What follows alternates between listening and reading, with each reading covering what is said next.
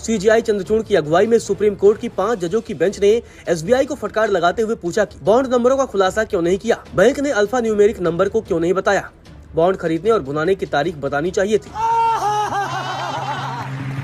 आप मेरे जमीर को चोट पहुंचा रहे हैं। तो भैया देखा, चारों तरफ मचा इलेक्टोरल बॉन्ड का शोर है और खबर चल रही है कि चौकीदार चंदा चोर है, क्योंकि लल्लन भैया इसमें एक्स्ट्रा 2A भी घोटाला है। जो कहते थे न खाऊंगा न खाने दूंगा, उन्होंने खाने के साथ साथ पार्सल भी करवा लिया।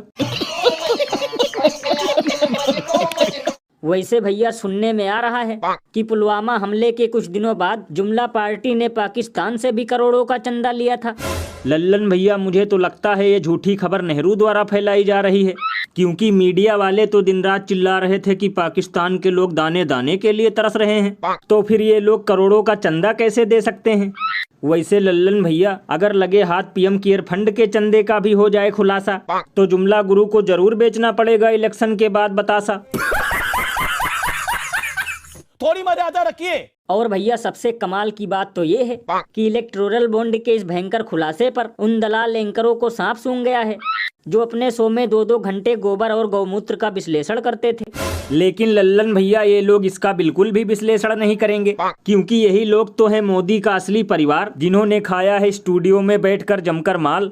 अरे बाप रे, ये तो धोती खोल रहा है। वैसे भैया एक अंदर की बात बताऊं, पहले तो मुझे लगता था कि ये सिर्फ सूट बूट की सरकार है, लेकिन ये तो अब पता चला कि ये लूट की सरकार है, क्योंकि ये भी खुलासा हो रहा है कि चंदे के बदले बड़ी बड़ी प्राइवेट कंपनियों को बड़े बड़े टेंडर दिए जाते थे। लल्लन भैया इसीलिए तो सड़क बनते ही हो जाता है उनमें गड्ढा, क्योंकि कंपनियां पहले ही दे देती हैं करोड़ों का चंदा।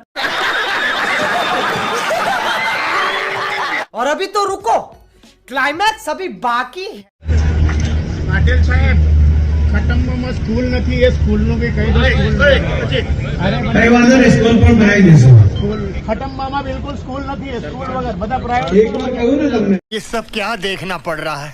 तो भैया देखा, एक बार फिर गुजरात मॉडल की पोल खुल गई। बीजेपी के अध्यक्ष कहीं पर बीजेपी कार्यालय का उद्घाटन करने गए थे, तभी वहां का कोई सरपंच आकर ये कहने लगा कि उसके इलाके में स्कूल नहीं है। लल्लन भैया कभी कभी तो मुझे लगता है कि 140 करोड़ देशवासियों को तो छोड़ो, जुमला गुरु जिस राज्य में पैदा हुए हैं वहाँ के लोगों से ही इनका कोई नाता नहीं है, क्योंकि जिस गुजरात मॉडल का नाम लेकर इन्होंने खिलाया फूल, वहाँ आज भी बराबर नहीं है स्कूल।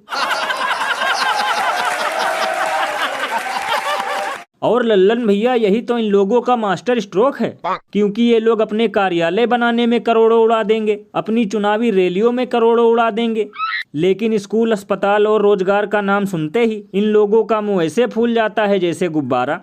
भैया इसीलिए तो लोग घनघोर बेइज्जती करते हुए ये कहते हैं कि ये लोग शिक्षा पर ज्यादा ध्यान इसलिए नहीं देते क्योंकि पढ़ेगा इंडिया तो मांगेगा रोजगार, वरना झंडा लेकर करेगा चुनाव प्रचार।